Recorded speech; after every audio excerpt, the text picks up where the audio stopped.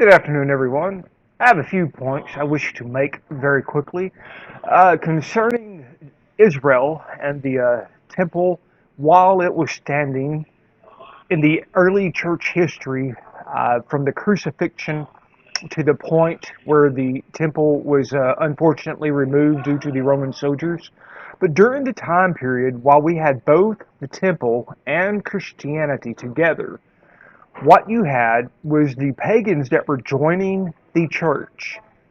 They were getting firsthand experience and understanding into number one, good dietary choices. Number two, cleanliness and hygiene. Okay. And number three, lead is not to be used for food or anything, food vessels, because it is dross. It is nothing good of lead. And then another one was that the laws pertaining to marriage were you were not to marry your immediate kin because of the Bible forbids it, and nature, it is connected.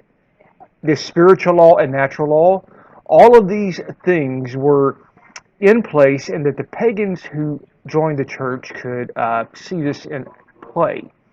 Now, right now, what you have is the further the Christians, the pagans, joined the church, like Cyprian, Tertullian from North Africa. When they began to join, they didn't understand the Bible. They did not understand the royal we, Jewish poetry. Those are the top ones right there. Not understanding the royal we and the Jewish poetry, when you read the Bible, and the fact that the word Elohim, when used about God, is a plural word. Well, the same word was used about the golden calf. There was only one calf, but the Bible uses the word Elohim. That's a plural. Well, were they dancing around a herd of golden cows? No, a singular cow they called Elohim.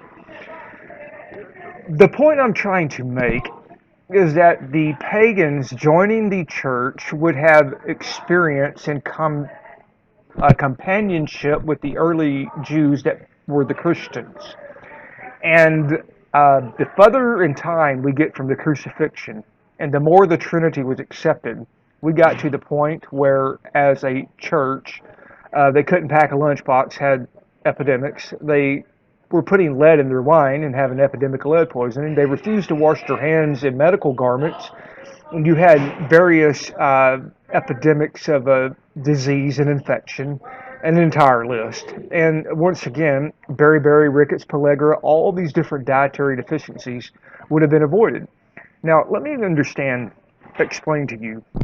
They would have seen the pagans tithe being paid. As long as the tithe is paid to the temple, everything good was going to the temple, and if you're a temple worker, you would have gotten a portion of that.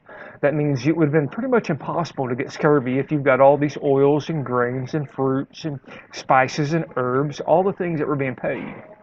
The tithe system protected and was for everyone connected to the temple.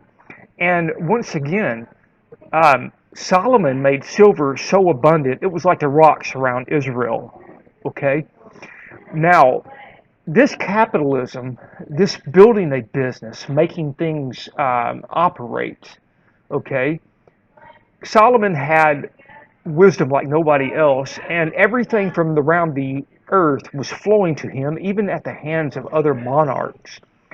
And there was 40 years of peace around him, and everything was so amazing when I look at this, because building a business and creating the flow of goods and services is a commonality among the nations. It's what we have to do. Capitalism is the only thing that makes sense. Now, you see at the temple a certain amount of the trading structures flowing things in. You will always have a certain type of class of people, whether it's your maybe government or you're infirmed. And what I'm getting at is when we say a democracy within a republic, there will always be a certain percentage of people that are supported from the rest, a safety net, if you will, or designated, like set aside like the priesthood in that day, and they were to be supported uh, from the rest of the population. Those workers had that, uh, the obligations that they had brought into play the nature of the status where we are going to set you aside, you're holy, and we will uh, provide. So, what we have, my take on this, is everybody wants to be in a type of class system or a priestly class or some protected class where they don't have to do anything, but everybody has to provide for them. Now, when I look at Israel, and this is a template for the entire world, you bring your tithes to the storehouse, and people who are connected to the work of God are supposed to get a certain percentage to keep them healthy. If we get away from that model, I haven't seen anything but confusion and utter disease and breakdown of society. Okay, the tithe system builds. The capitalist system builds. There are going to be a certain percentage of people that will be taken care of, social safety net from the rest of the population. Trying to make the entire population a big socialist system never has worked and never will work. It is not the pattern of God. It is not the pattern of creation. It never has been and it never will be. Somebody has to get up and milk the cows and get the chickens and get their eggs and cut the firewood and make the stoves for you to be able to cook your breakfast on. Okay? So socialism is an idiotic. There's something wrong with you, these people. They are delusional. There is a certain percentage of people that we could say, yes, they are to be taken care of with the rest of society. But the entire society cannot function like that. A democracy within a republic makes sense. But we must protect the republic at all cost. Those who go against that, they never have and never will succeed long term because it's not the way it's designed. And once again, going against Israel, what do you have? This is what you're going to lose and what you lost in hygiene. Epidemics, you're going to have epidemics. And then you're going to have epidemics of food and nutrition, like scurvy, beriberi, rickets, pellagra, and all that. And then people are going to put lead in their wine because, hey, they can do whatever they want to. They're a Protestant, we'll do whatever we want to. Or we're a Christian, and we like our wine with lead in it. Then you're going to go further and, hey, let's marry our first cousin or our sisters. And now we have millions of retarded people or physically handicapped people because of your theology is creating a natural man-made disaster. It was so bad at Germany, if you study your history books, the occult Germans invented the Kaiser coffee trucks that were horrible mobile gas chambers to take care of the crippled German people who were crippled and what you would say mentally handicapped and from bad breeding, bad inbreeding. That was a pagan system. Once again, nothing good has ever happened from attacking Israel and the ideology in the Old and the New Testament. Nothing good will ever arise from it. And eventually, even the pagans look around and say, hey, our own choices put us at a disadvantage. I do not agree with what the Germans did, but the pagans looked around and said, everywhere we look, what we think is the superior and master race, there's nothing but retards who have to be fed and can't do anything, and we're having to take care of them. Why? Because their theology was bad.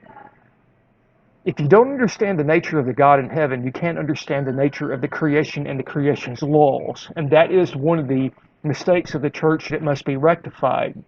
Because you cannot understand creation truly without understanding God. Science is a lagging indicator. Medicine is a lagging indicator. Oftentimes we're solving things that were already made, set in concrete at the beginning of time. We handed a Nobel Prize for vitamin C. What year was it? 1932, something like that. However, all the way back at the very first command that God ever gave to man was eat of the trees. And because we're idiots, we quit doing that. And then after epidemic for 850 years, we finally figured, hey, we got to eat of the trees. Well, that's the very first command given way back then. Long time ago. 10,000 years ago, man. We're just now figuring that. So, once again, Israel in the New Testament is a pattern for the rest of the world if you comprehend it. And the Trinity is not comprehending the Old Testament, it's not comprehending the New Testament. It's nothing but curses and division.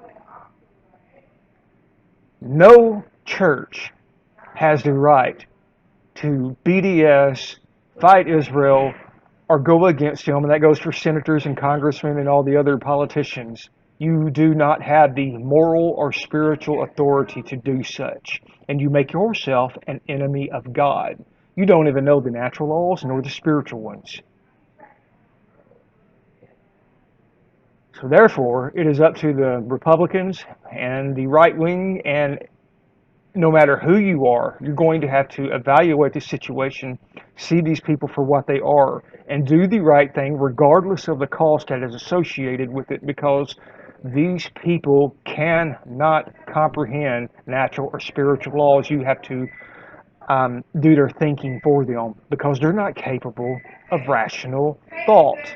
And this is born through 2,000 years of history and epidemics.